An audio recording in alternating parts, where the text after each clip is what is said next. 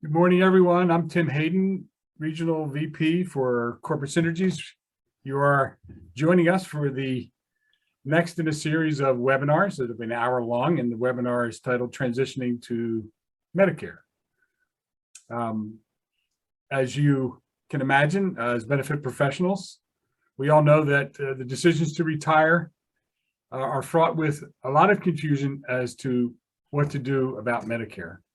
We get questions a lot from our clients, and our clients are getting questions from their employees. And,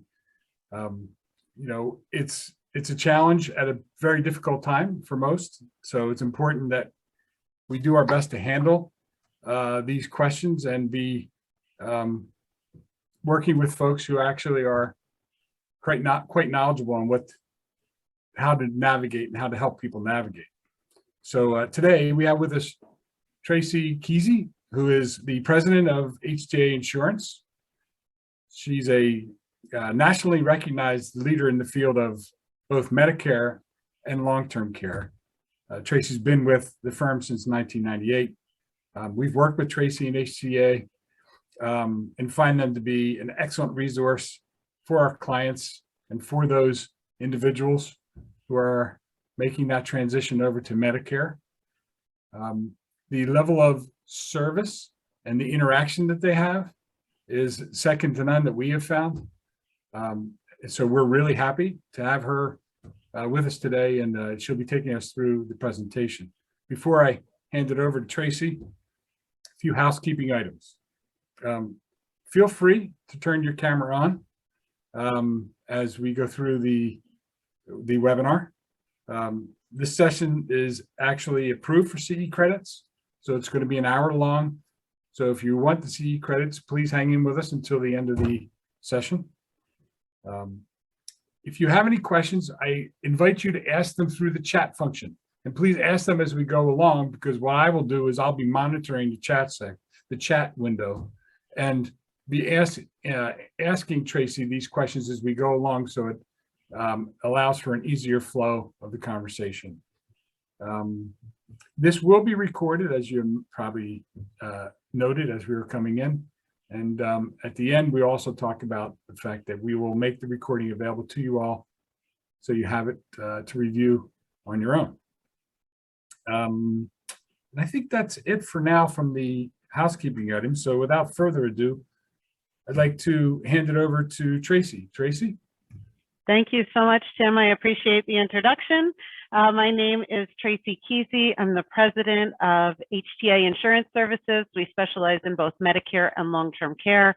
And I'm so happy to be with you folks today to talk to you about Medicare and what you might be experiencing with your employees that are nearing retirement age. Because as we know, the baby boomers are coming towards retirement or have entered retirement.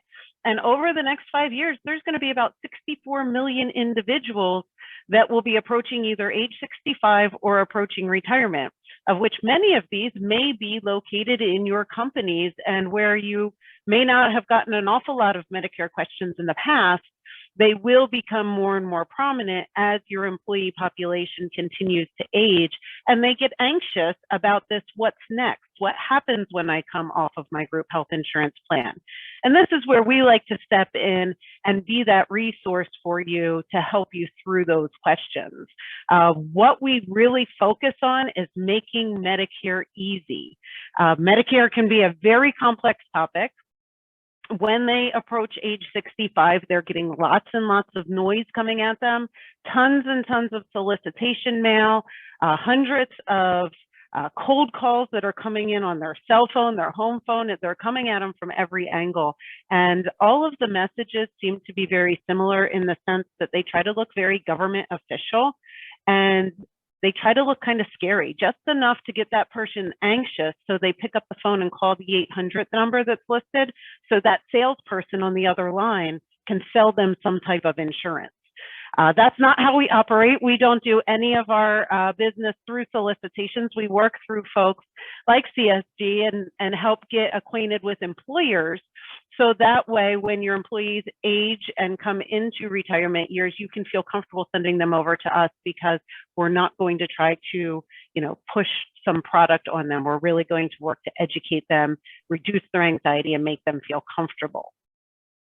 So I just want to real quick, before we get started on the meat, talk about the benefits that we offer to both the human resources teams as well as to your employees and your staff. For human resource support, we offer employee educational meetings. So similar to what we're doing today, we can offer something like this to your employees. The message is a little bit different. You're going to get a lot more high-level HR related information, where we're going to go a little bit more simplistic with the employee presentations. We also can offer an annual cost benefit analysis. So you may have working employees that are over age 65 that are Medicare eligible. However, because they're still working, they remain on the group plan. Number one, it's comfortable for them. And number two, they really don't have to come off of it. There's nothing that can force them off of it. So what we can do is we can look at your group benefits, what they're paying for, what their coverages are, and help determine what populations of employees may actually find Medicare more attractive. So if you were to introduce some education on Medicare on their own voluntarily, they may go, this isn't as expensive as I thought, or these benefits are much better than I thought. Maybe it's better for me to voluntarily waive off the group plan and go into Medicare. And that could really be a win-win for all. It could save your employees money. It could potentially get them better benefits. And of course, it's going to save you money getting some of those older folks off of your group health plan. And then lastly, we provide unlimited phone support, email support to you as the HR resource for your company. So if you have an exec or an employee come to you with a question, you don't need to research it. Just pop the question over to us in an email on our dedicated employer's email box, and we will draft the response for you. We will cite it with the website links that the information comes from. And then that way you can easily respond back to that employee with an answer that you know has been fact-checked for accuracy. And then what we can offer to your staff would be the free and unlimited support. So what we do is we talk to them about their situation. We do some fact finding to find out what their concerns, their budget, their objectives, their retirement timeline is, all kinds of things we find out about them. And then we can tailor fit what their Medicare timeline and process looks for them. We can talk to them about what the benefit options are, what they cost, what they cover. We represent a number of different carriers, so we can really give them an unbiased education so they can choose what's best for them. And the great news for you is we provide zero pressure. There's no sales pressure. The people that work in my office are salaried employees. They are paid to educate. Now, of course, they're all licensed and certified, so we can legally enroll the people in the products as well. But they are paid to educate, and they will never push anybody into buying. They will never pressure them into coming off of a group plan before it's right for them. We're really just there to guide them through the process and make it easier for them, make it easier for you. Okay, so the end of my little commercial here, thing I should mention, because I always get to the end and everyone's like, well, how much does this cost? Completely free services. You as the HR team, your employees, their family, their friends, anybody in the United States can give us a call. We're licensed currently in 49 states. If you have an employee or friend in Mississippi, I'm more than happy to get a license in Mississippi. That's the only place we don't have a license yet and don't have a client yet. But we can help anybody nationwide, completely free, no cost for the services. And then just to be completely transparent, our only ask is if you find us helpful, if the person who's working with us and getting the education felt that it was a comfortable environment for them and somebody that they'd like to work with moving forward, when it's time to enroll in Medicare, just keep us in mind and allow us to help you with that enrollment paperwork. So HTA can in turn get paid from the insurance carriers that we represent and therefore continue to provide this service.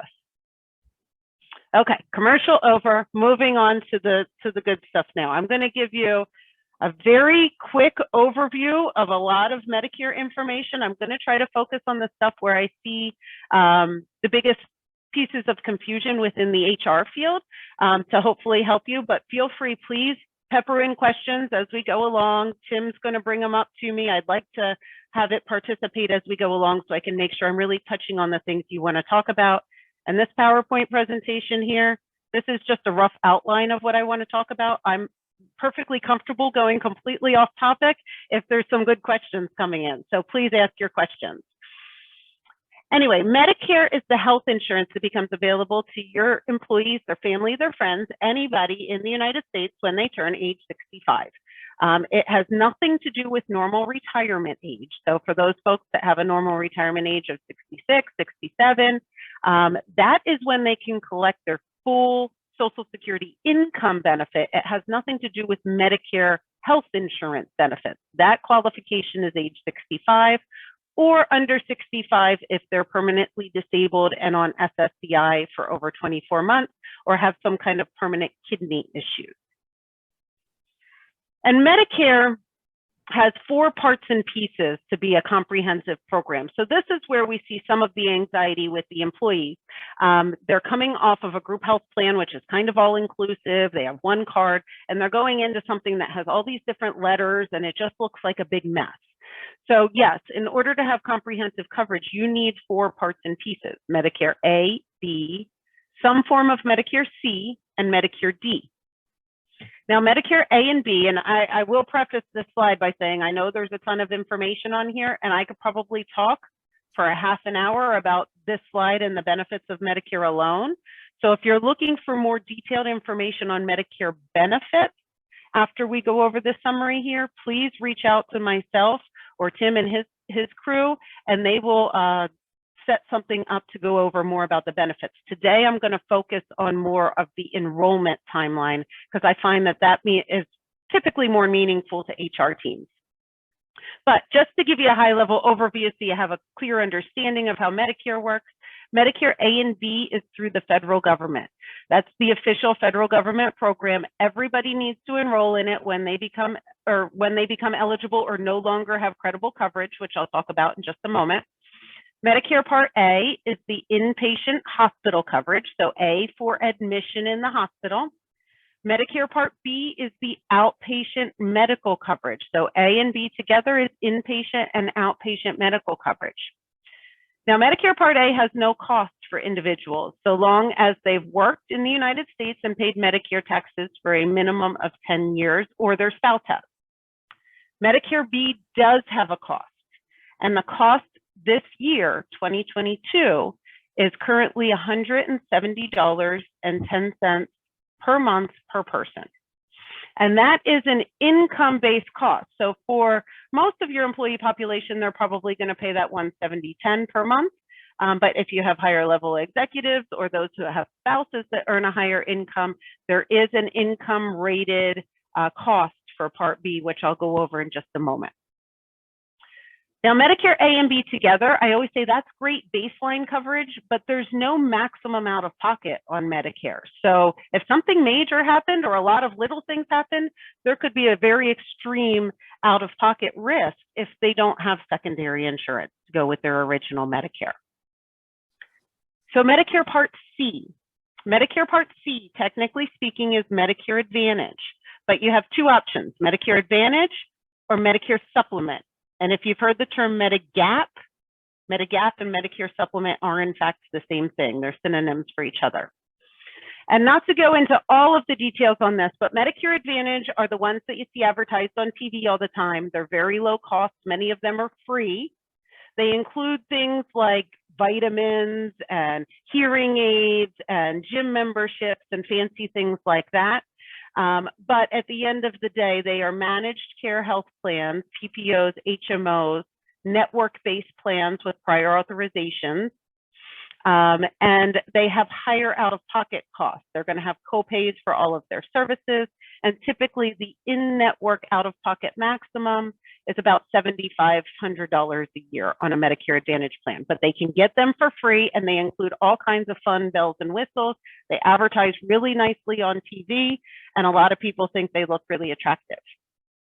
But if your concern for your employees is what happens when they come off a group insurance, are they going to go into some kind of subpar health insurance? The answer is they absolutely do not have to, because they could choose a Medicare supplement plan. And Medicare supplement plans are very comprehensive, full coverage of any Medicare accepting doctor nationwide. And as of the last study that came out in 2020, out of doctors nationwide that were non-pediatric doctors, 99% of doctors accepted Medicare. So they should have access to pretty much any doctor they want. And if they choose a Plan F or a Plan G, they can have little to no out-of-pocket expense. Plan G is the most popular plan, so let me give you an idea of how that works.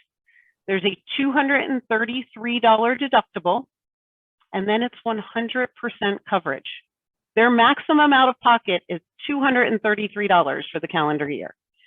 And I think a lot of employers, as well as employees, they don't know that. They think, oh my gosh, I'm going into Medicare. I better get all my procedures done on my group health insurance plan before I go into Medicare because it's going to cost me a lot more. And then they find out when they go to get that knee replacement or hip replacement, the doctor says, why aren't you on Medicare? This would be really cheap for you if you were on Medicare. And that's when they find out that they can have very, very comprehensive coverage in Medicare. And the D coverage, the D is for drugs.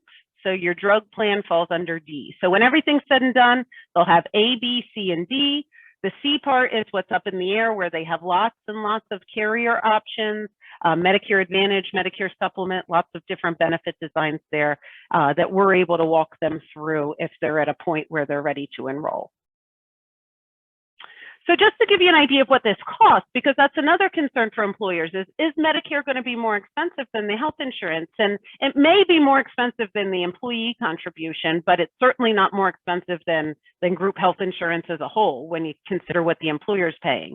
So if we were to add up an A, B, C, D option that has that Medicare supplement plan with the $233 deductible, look at the bottom line there, total for all the parts and pieces for somebody who falls in that base income bracket, which is a pretty wide bracket. It's households earning under $182,000 a year.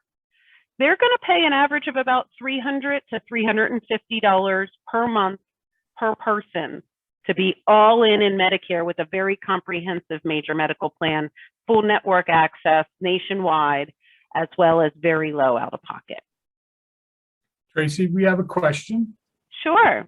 So the question is, when the employee is under 65 and working and their spouse turns 65, what are the options for that spouse? So that's a great question. And I might get into this more in detail later, but let me answer the question now, because this is really important. When we do those cost analysis, a lot of the times what we find is, okay, well, employees, their payroll deduction amount's pretty low. They're going to find the group health plan more attractive if they're healthy because they're not paying much for it. But the spouses who may have a higher payroll deduction amount for their part of the group health premium, many of them, we've found it to be 60% or more of dependent spouses find Medicare to be more attractive. So when one person turns 65, they become Medicare eligible. And the spouse, that would be a life event for the spouse to roll off of the group health plan at that time if they wanted to. So I would encourage anybody as they're approaching their 65th birthday, employee and or spouse, we always say have them reach out to us at age 64. We'll go through all of this. We'll do price estimates for them so they understand what the difference is between their group health and Medicare. So when they approach their 65th birthday, they could say, no, I'm good on my group health. I'm just going to sit here for now. Or Medicare is looking pretty good for me. Let's take the next steps and get rolled off. And we can kind of help them figure all that out in advance so they're not making a rush decision if they don't want to. Thank you. So just to take a look at the income section, what I have up here is an income graph for both individual tax filers, the singles, and the household tax filers, the joint. And you can see the different income brackets down the side here, and then the corresponding Medicare Part B premium. So just a couple things I want to mention, and the reason I'm bringing this up is because you may have some executives that you're taking good care of in the company, and they may not want to come to us right away. They may come to you as HR and say, what do I need to do here? So I get close with us. We'll help you figure it all out. But just so you know, this is a monthly per person premium, and it's the same for each spouse. So if there's one working executive that's earning a very high income and a stay-at-home homemaker, that homemaker is going to pay the same high Medicare premium as the working spouse because they look at it as a joint household tax return income. It's based on modified adjusted gross income on their tax return, which is very similar to the adjusted gross income if you're looking for a target number. But the interesting thing is they base it on their income from 2 years ago. So those executives that are making a lot of money while they're working, but their income may drop significantly when they retire. When they first go to enroll in Medicare, Medicare is going to say, oh, you're paying, a really high amount for your Part B. And they'll say, wait a second, I'm not making that much money anymore. Can I pay the lower amount? And the answer is yes. What we do is we always ask people when we're helping them do their price estimates, we'll generically ask them what income bracket they step into. We don't get real granular on their financials or anything. And then we talk to them about how they anticipate that income may change over the next couple years, and talk to them about the appropriate timing for filing this appeal form. The appeal form is super simple. They've retired. This is what they anticipate their income is going to be. They send it in, and 60 days later, they get something back in the mail saying, we've reduced your Medicare premium. So we help people with that. We supply them with the form. We talk to them about how to file it. Question? Yes. For those executives, can the employer pay the Medicare premium for them when they go off the plan onto Medicare?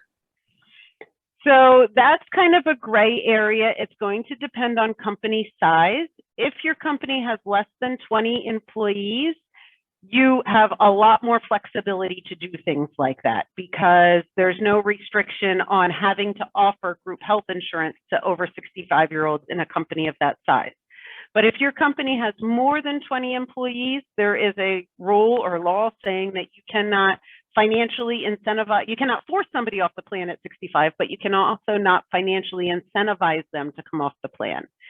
So, maybe if there was some kind of salary increase that helped them cover it, perhaps, but you can't directly pay for it unless you say, anybody of any age that does not take our group health plan, we're going to give you X many dollars a month to go to healthcare, whether you're 25 or 75.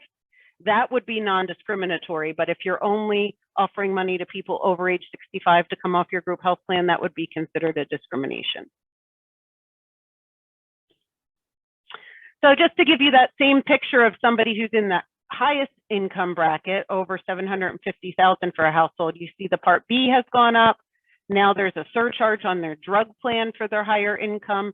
IRMA means income rated monthly adjusted amounts. And I know when people make a lot of money because they call me and say, I hate IRMA. So somebody like that is looking at more like $800 to $850 per month per person. So Medicare A and B supplemental coverage altogether is really great coverage. There are some things that are not covered by Medicare that I find could be a common misconception of many people, or misconception. Dental and vision is not covered under the standard Medicare system. Hearing aids, long-term care like assisted living or personal needs care, home health aides, most of that's typically not covered by home care. And those things can be a surprise to people. Now, there is other insurance that covers those things. Some Medicare Advantage plans, remember those lower cost plans that have all the bells and whistles but higher out of pocket and more managed care? Some of those plans throw in some dental, vision, hearing benefits. But this is something we always want to bring up to people so they don't find themselves in a long-term care situation later, or a situation where they go to the eye doctor and expect it to be covered and it's not. So we can certainly find coverage, but it's not part of the base Medicare system. So where I want to spend the rest of our time today is really in the when. When do we need to go in Medicare? Because there's so much threatening information coming at them at age 64 and a half. In the industry, it's really yucky. They have a name for that. It's called T65, turning 65. And people get into the industry and they just buy names of people that are within 6 months of their 65th birthday and bombard them with solicitations. It's quite honestly, it's a very sad thing to have somebody who's already, people that are already nervous about this next step in their life, and then they're just being hammered by salespeople trying to convince them to buy something. But lots of questions come up. Do I have to go on Medicare when I turn 65? What if I'm going to keep working and I like my group health plan? You know, what options do I have? Can I defer? So like I said, talk to us at age 64, or it doesn't have to be us. Talk to somebody who you trust for Medicare at age 64 and learn what's going on with your specific situation, because everybody's a little different. Parents, siblings, neighbors, they all give advice and they all tell people what to do, but everybody's situation could just be a little bit different. And we've been giving people what we call your roadmap to Medicare, what it looks like for your timeline of how you need to enroll. And I have these web pages, and I'll show you a screenshot of one in just a minute, but it's basically personalized guidance of, because of your situation A, B, C, and D, this is what you need to do.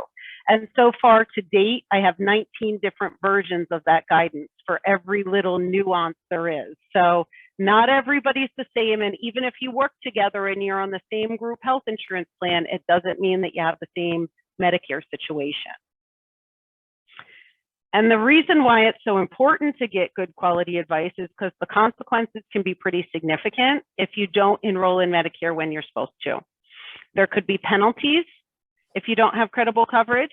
And once the penalty is given to you, once you enroll in Medicare, unfortunately, that penalty is stuck with you for the most part for the rest of your life. So you make a bad decision or a ill-advised decision at age 65 to not enroll in Medicare when you didn't have credible coverage, and you enroll at 68 and you live to 93, you're paying that penalty from age 68 to 93.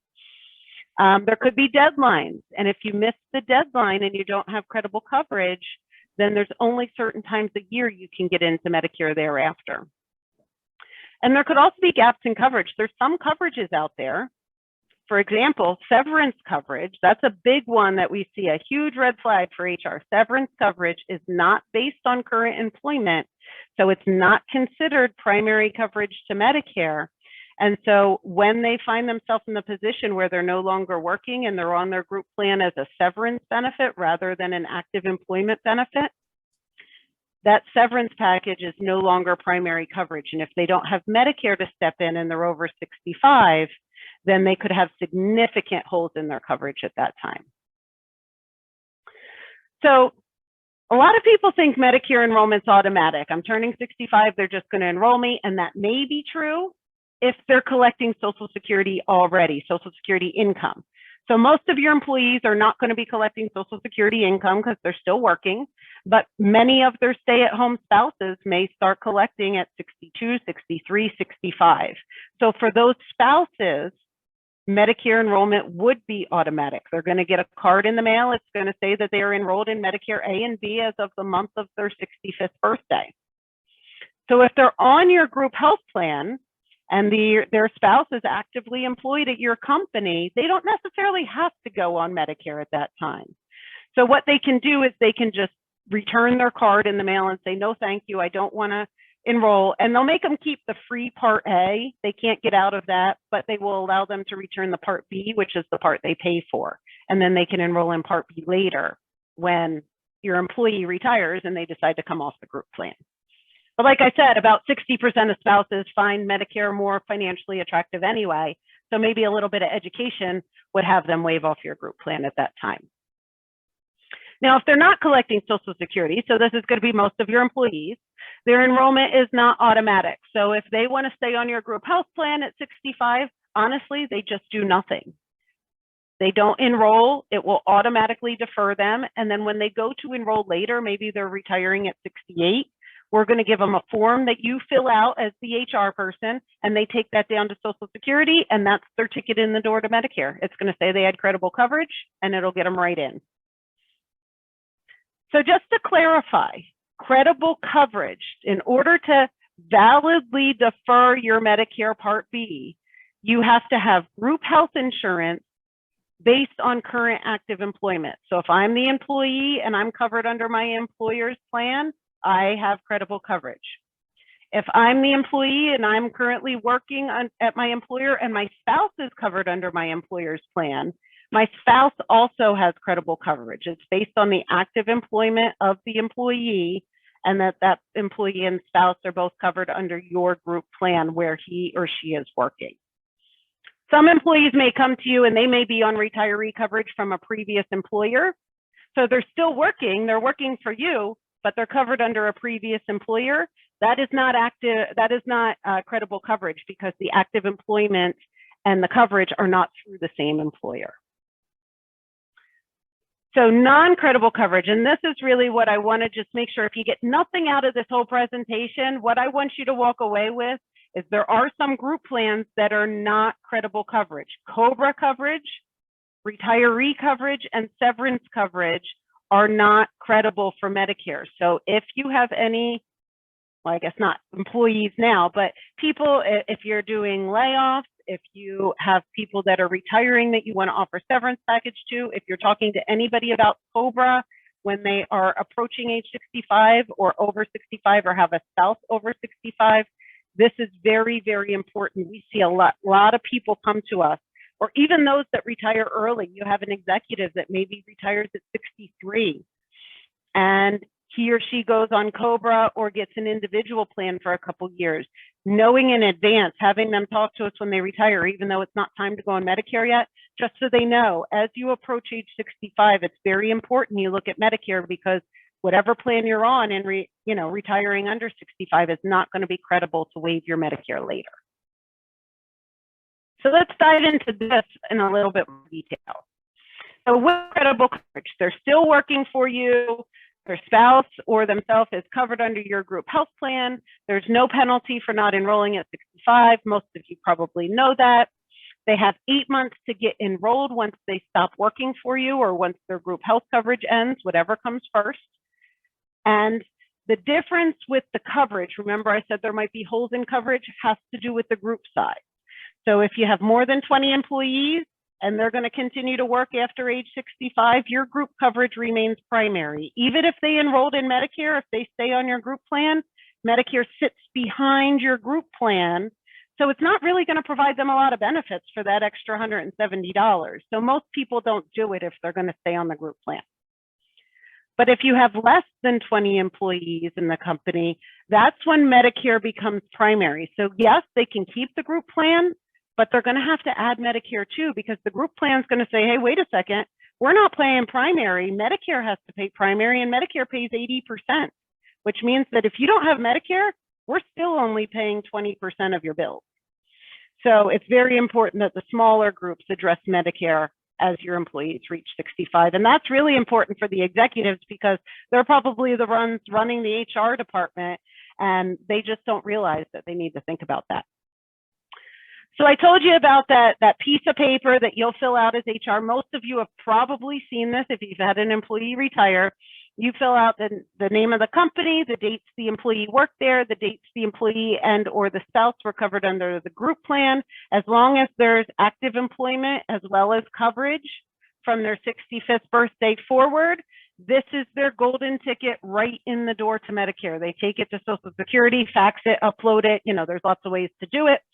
And this will get them right in the door for the first of the month of their choosing. I'm not going to go into detail on this. I can provide Tim with a copy of these slides, which have links in it. You're also welcome to email or call us at any time to get these forms if you want them. But I will tell you, there's a couple things that I see employers make mistakes on with this form. And I don't know if you can see this. It says when, where was it? Right here, dates of coverage. So sometimes people, if the coverage hasn't ended, you don't want to put a coverage end date in here. So that's one thing. Or the other thing, the bigger thing is, let's say you had Aetna and then you changed to Blue Cross and then you changed to United Healthcare. They only put the dates in for the most recent insurer. You want to put the dates in for when they had group health insurance through your company, regardless of insurer. So you may have somebody who's 75 and has only been with Aetna for the past 2 years. If you fill out the form that way, the government's going to say, what happened to the other 8 years? What kind of coverage did you have there? You get a penalty, and guess what? You're not eligible to enroll now anyway.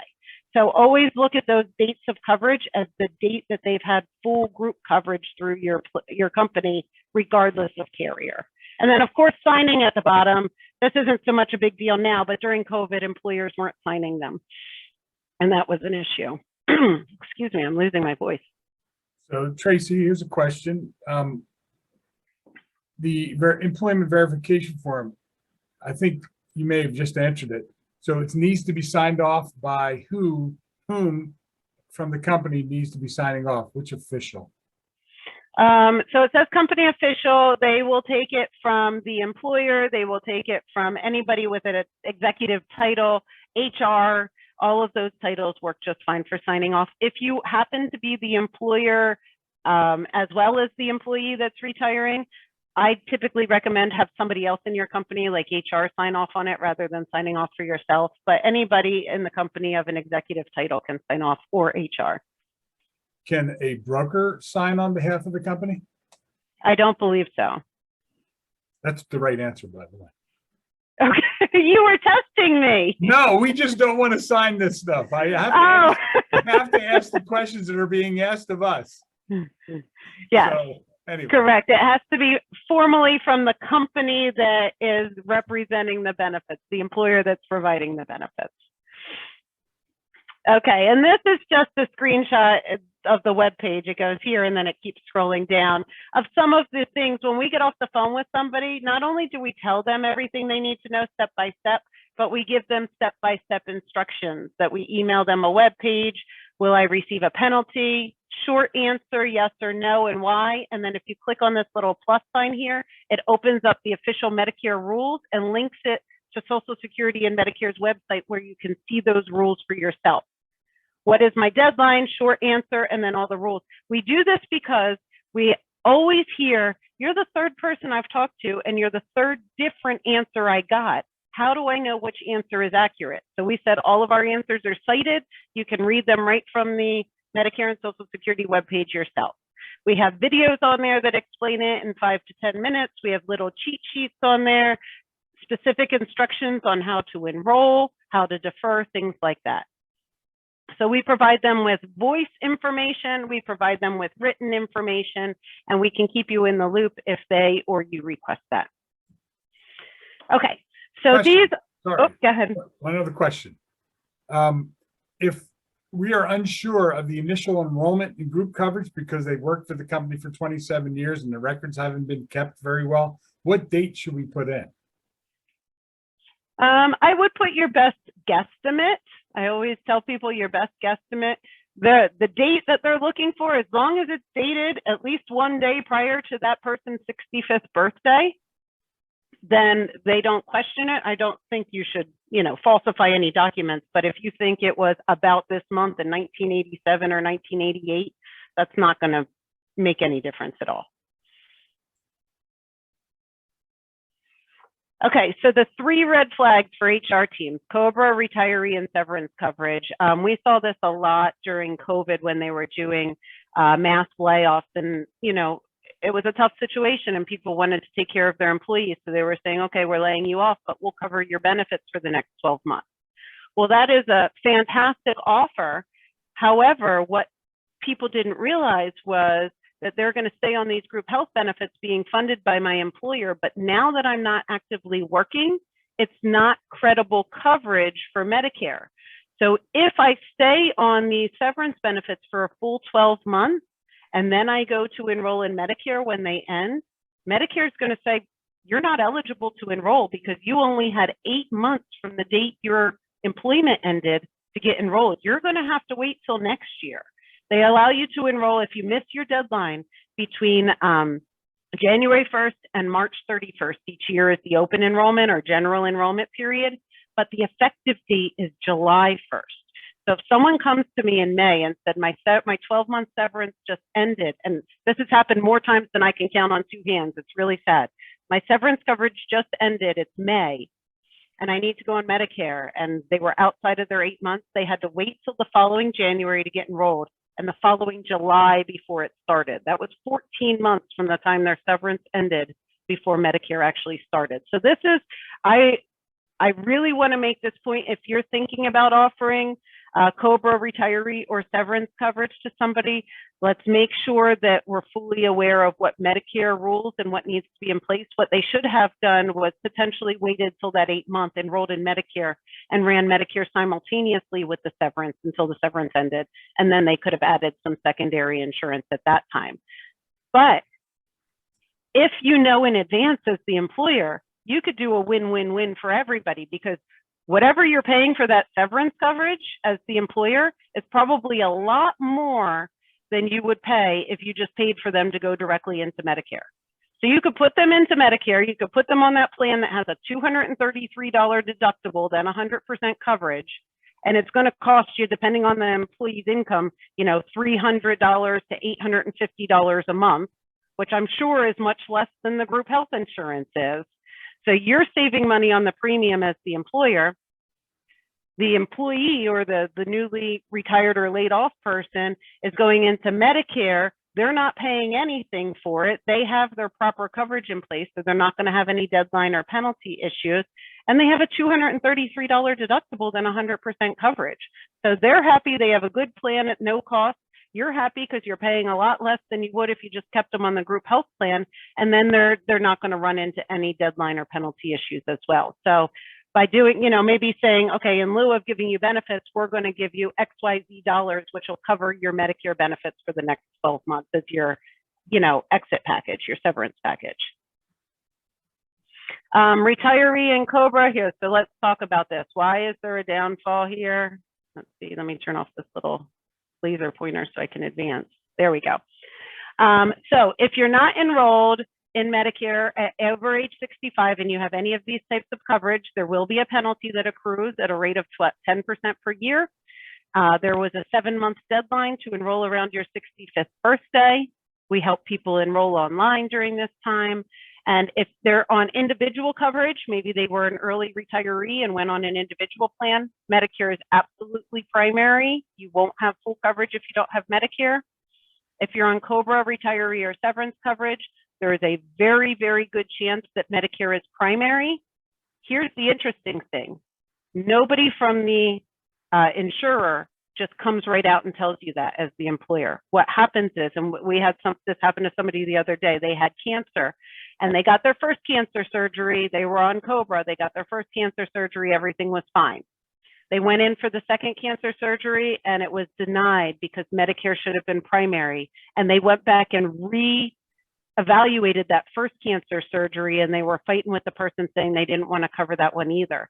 They did a claims audit because of the amount of claims that were coming in and noticed that this person was on COBRA and that they didn't have to be paying because COBRA should be secondary to Medicare at that age.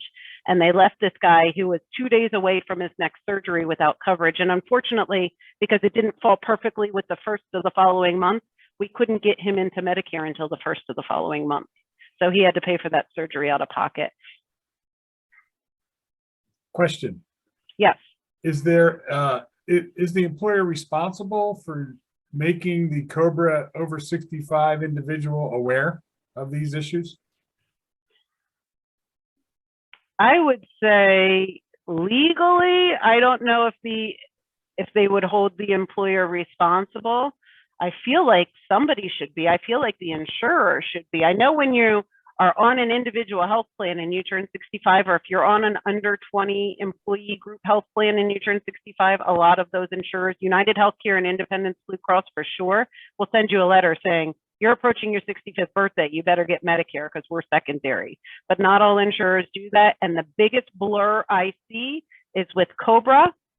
I don't see, unless you specifically ask COBRA if they'll pay primary, they don't provide that answer to the employer at all. They don't provide that to the group broker. And more than likely, you might get somebody on the phone that says, oh yeah, there's no big deal. And when you say, can you put that in writing? They absolutely will not put it in writing. So I always say better safe than sorry. Let's look at getting Medicare in there as that primary. To tell you if you're legally responsible, I don't know the answer to that. That would be better for a corporate attorney, but I don't see any employers that have been held harmful, been held liable for that situation. So with COBRA, a lot of employees, what they say is, okay, I'm retiring now. I'm over 65, but my spouse has another 12 months till they're 65. So I'll just take COBRA with my spouse until she turns 65 or he turns 65, and then we'll both roll into Medicare, not knowing that because they're already over 65, COBRA could be an issue for them. So if an employee is over 65, I almost always, unless there was some really interesting nuance with their healthcare needs. I would almost always put the employee in Medicare and put the spouse on COBRA. The spouse should be able to take COBRA even if the employee waives off a COBRA to go on Medicare. And in many cases, if the employee waives off to go on Medicare, the spouse could be eligible, or the dependent could be eligible for up to 36 months of COBRA rather than 18 months. So I would say check with your insurer and find out what they might be eligible for. We would never give an employee exact answer saying, oh yes, your spouse is eligible for 36 months. What we would say to an employee is go back and ask your HR team to check with the insurer to see if you come off, is my spouse eligible, and could they potentially keep it for up to 36 months because I'm going on Medicare. So that way they would come to you, you would check with your group broker or the insurer to make sure before giving them an answer. And here's a link to our webpage that gives all that info. Here's a copy of what our roadmap looks like. Not that you can read this, but it shows you. We ask a bunch of leading questions. Here's some things you want to talk to your HR team about, and then we go through the rules and regulations. So last thing with the Medicare enrollment is talking about Part A. So a lot of people hear from their friends and family that they don't have to enroll in Medicare because they're still working, Medicare Part B that is, but they do have to enroll in Medicare Part A, the free part of Medicare. And this is not true. Think of it this way. If Medicare Part A is free, assuming they've paid their Medicare taxes, what is a 20% penalty on $0? It's still $0. So they're not going to get a penalty for not enrolling in Part A when they turn 65 if they have credible coverage. They can wait to enroll. Now, a lot of people do enroll when they turn 65 because who wouldn't take a free benefit from the government? You know, it's a free benefit. You enroll. The good thing is it gets you established with Medicare. You already get a Medicare number. So when you go to enroll in Medicare when you retire, the process is that much easier because the hardest part is getting that number established.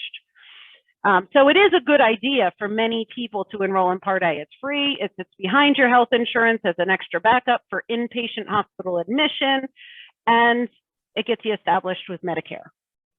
But if you have a health savings account and you are making deposits, or the employer is making deposits into that health savings account on your behalf, then you should not enroll in Part A.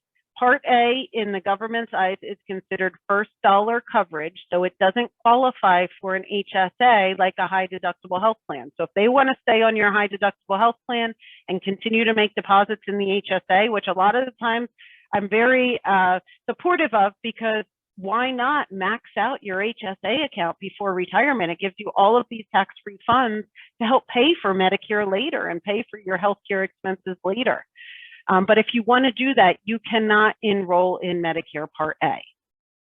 And if your spouse enrolls in Medicare Part A, maybe there's a stay-at-home spouse that has to take Part A because they're on Social Security.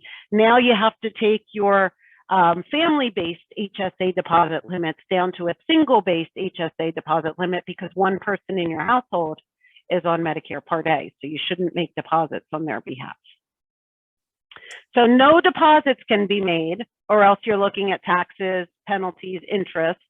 But you can always use those funds. So like I said, keep maxing out the account so you have funds to use tax-free later in retirement for healthcare. But we have to be very careful about the HSA rules with Medicare Part A. This is if you have a company that offers HSA plans, it's really good to do these educational webinars periodically, maybe before your open enrollment time. So that way employees that are in that age group know what to expect. And some of them may switch over to a PPO plan because they want to go into Medicare, or some of them may say, this is a good opportunity to look at Medicare to see if I even want to stay in my plan, or at renewal, do I want to waive off and go into Medicare? So real quick on the HSAs.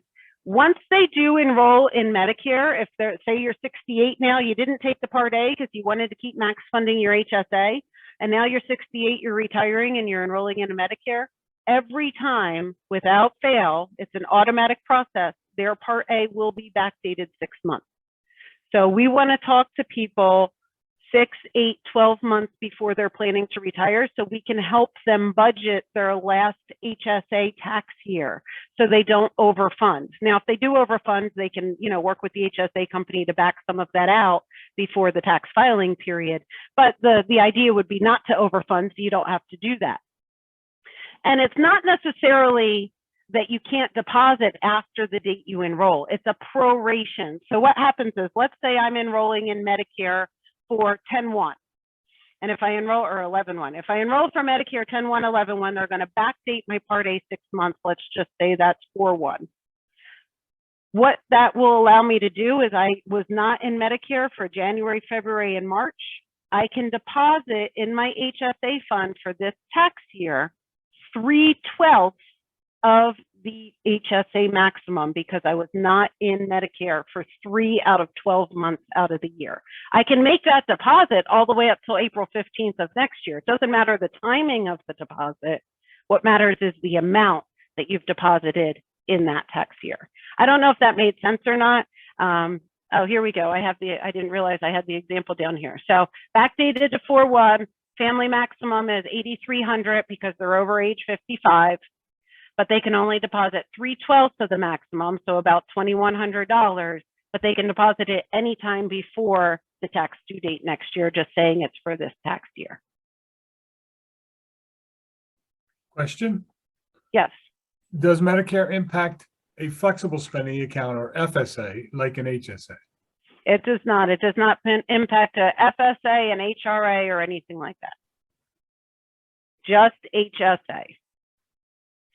So going back to that cost analysis, having employees, like I said, you can't kick them off your medical plan when they turn 65. You can't incentivize them to come off the medical plan. What you can do is you can educate them through group informational sessions, by offering them one-on-one counseling appointments with our team. And what we'll do is we'll help them evaluate their group health plan. Do they like their network? What's their current cost, premium, and out-of-pocket expenses? And how does that compare against what it would look like in Medicare?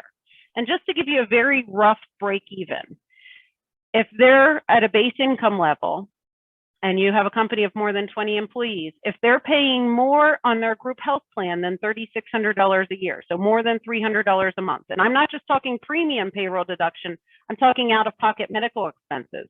So your sicker employees that are causing, more experience rating on your group health plan, they are going to be the ones that find Medicare more attractive because their out-of-pocket expenses are higher on your health plan. So they're going to like Medicare for the better benefits.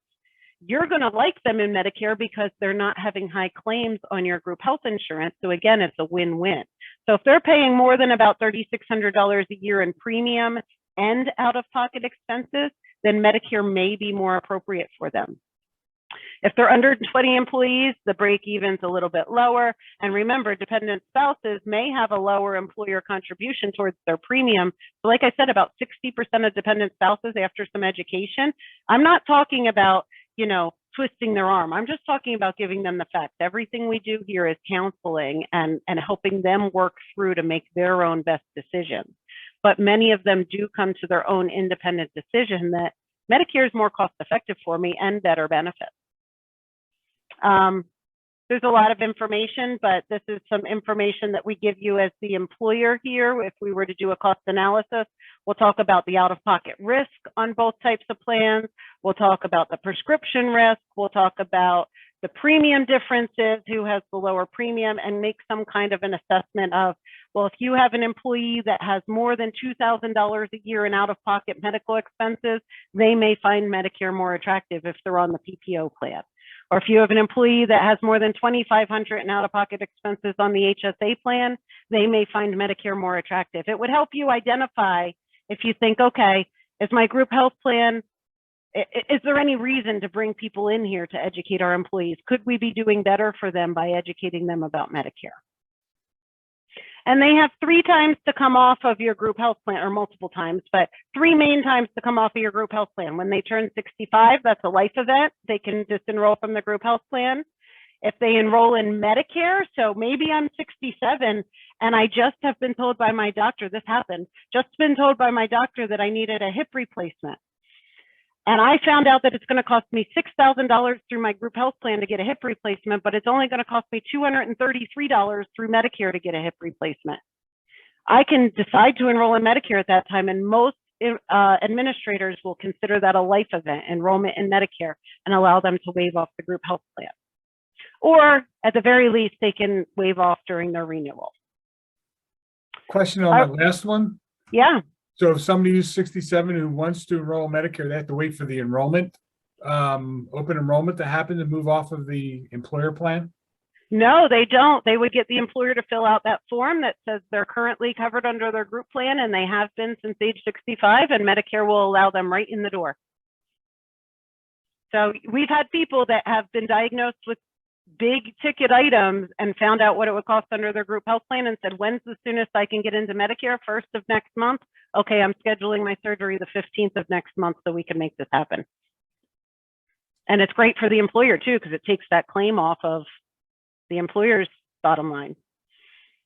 All right, so let's tie this all up. We're coming to the end of the hour. I hope you enjoyed this presentation. It got you some CE credit, so that's really good. But just some responsibilities as the employer. So we recommend that an employee, if they're on a health savings account with a high deductible health plan, having them sign some kind of acknowledgement at the renewal saying that they understand if they're over 65, if they enroll in Medicare A or B, they can no longer make deposits in their HSA. It at least brings it to their attention. I don't believe the employer's ever held liable for that. However, you know, we all want to educate our employees so they don't make a mistake. So it puts it in their face and reminds them. We recommended that employees and spouses that are approaching age 65 give us a call or somebody else you trust in Medicare to get some advice on what they do and do not need to do. And it is required that each year you send out a Part D, a prescription drug plan credible coverage notice, letting them know that your group health plan is credible, is as good as or better than Medicare prescription plans. So the only group health plans that I've ever seen that have not been credible for Part D are ones that are like 6,000 or more deductibles on an HSA plan for a single individual. So more than likely, everybody on the call has credible Part D, but you're supposed to advise your employees once a year about that. And we do have a template letter if you'd like to see it. So that's all I had for you today. Thanks for sticking with me for the 57 minutes. I can stay on the line as long as you need me if there are any additional questions. Here's how you get in touch with us, either phone or email. We have a special extension for employers and HR teams, which is option 3, and you have your own special email box, employers@hta-insurance.com. Regular employees, family, friends can, and they don't have to work for your company to use us. We help anybody, we just don't solicit. So the only way people know about us is if you spread the word. So if you do have family or friends or a mom or dad that need Medicare help, have them call us option 1 or email us at medicare@hta-insurance. So Okay, thank you Tracey, again. we have a couple of questions for those of you who want to stay on, but for those of you who need to drop off, this has been recorded. We will send it out to you, and we will also send you with the recording the slide deck so you can have the hot links into the different areas that Tracey talked about. So there's a follow-up question. Can an employee have an FSA and also be enrolled in Medicare? Yeah. I know that FSA isn't impacted by Medicare, but can they be enrolled in an FSA at the same time they're enrolled in Medicare? They can enroll in Medicare like Part A if they have an FSA. If they're not in a group plan, as far as I understand, they're not eligible for an FSA through their employer. So wouldn't they, you would know that better than I do, Tim. Do they need to have an employer group plan to have an FSA account through that employer? Yes. So okay, they have so to they be would active. Yeah, so I guess this would be for somebody who turns 65 still working and decides to go to Medicare rather than the group plan. Can they still have the FSA? They can spend their funds out of the FSA for the rest of the year. And from what I understand, FSA funds clear out at the end of the year anyway, and then they would not be able to make future deposits into the FSA if they weren't in the group plan anymore. But any funds they have in there, they could spend them out for the rest of the year. Yeah, and for any active employees, they can continue to participate in the FSA, even if they've moved their medical plan over to Medicare. Yeah, I would want to double check that with your team just to make sure, Yep. but Medicare has no restrictions as long as the group health plan does not have a restriction. Gotcha. Question. Most retirees are taking Medicare for their plan because it's better coverage. For those individuals, they should just stay on the retiree coverage until they're done, until death do us part. Because if they're on retiree after 65 and haven't gone into Medicare, then they are in a tight spot that we talked about earlier, where they have to wait for the Medicare enrollment time period to come, and there's also a potential for a penalty. Right. So those that are eligible for retiree benefits, what they would need is they would need Medicare A and B as their baseline primary coverage. Now, the retiree benefits act as Medicare C and D. So you need Medicare A and B, and then your choices: do I want retiree coverage as my secondary, or do I want C and D as my secondary? Some employers do allow retirees to stay in to the active medical plans. Some insurers do allow that to take place. So in that circumstances, sometimes the employer plan has a retiree plan that doesn't use Medicare as primary. Right. So what would have, oh, go ahead. And so those retirees are actually in a plan that doesn't use Medicare as primary. And if they were to get out of that into Medicare, let's just say 5 years down the road at 70, then there are penalties involved. That's right. So the employer recognizes that, and if they're willing to say that and put that in writing, then that's great, because that makes it less expensive. But if they do ever decide to come off of that plan later and go into Medicare, Medicare does not recognize, the form still says, what are your dates of active employment? And the employer would put that on there, and then the dates of the group plan. So they would count back to the last day of active employment, and they would get a penalty of 10% a year for every year that's passed since that active employment ended. And that would get tacked on to their Medicare Part B premium when they enrolled later. They also would not be able to enroll, because they have not been actively employed in the past 8 months. They would not be able to enroll until that general enrollment period, which would have that 7/1 effective date. So yes, if you're already in a retiree plan and you don't have Medicare A and B, at that point, you might as well try to keep it for life, because if you ever try to come out of it later, it's going to cause big costs or issues for you. At least if you know you have to come out of it later, let's know far enough in advance so we can time it, so we can get you out as of the date the Medicare is going to be effective for that general enrollment period. We do have some employers that are canceling retiree plans. I said, if you're going to do that, we need to know almost a year in advance so we can make the timing, so you're not leaving them 2 or 3 months without coverage. Great. Perfect. I think that's it for the questions for now. If you have any other questions, obviously follow up with one of us, and we'll get you in touch with Tracey and her team for some responses. But want to thank you, Tracey, for a wonderful presentation. This information is so critical. Every time I listen to it, I learn something new and different. And we appreciate all the support that you and your firm gives to us and to our clients. So thank you very much for that. Well, thanks for having me. I enjoy working with you, and I enjoy working with all your HR teams and the employees. So thanks again. All righty. Bye now. Take care.